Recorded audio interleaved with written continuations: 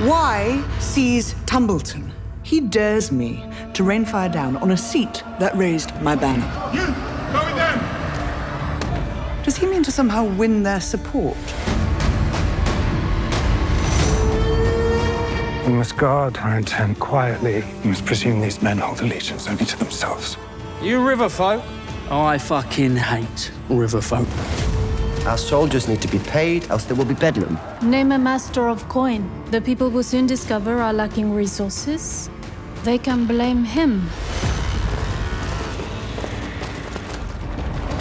We seek the Prince Aemond. If you know where he is, I'd advise you to be forthcoming. Oh my. My purpose is to restore the rightful line to the Iron Throne. It is the will of the gods